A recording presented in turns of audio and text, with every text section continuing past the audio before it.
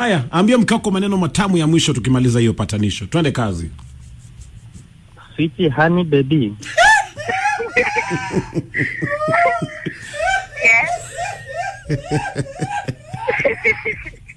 Mimi nakupenda. Na roho yangu moja. Kama bibi yangu.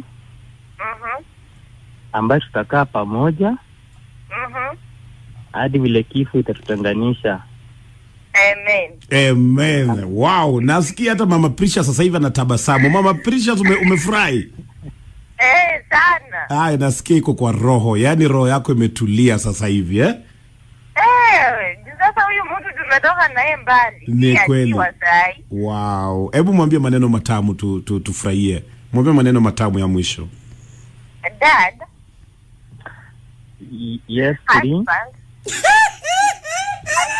Wewe ghost jabaza bwana. As the father of my kids. Yes.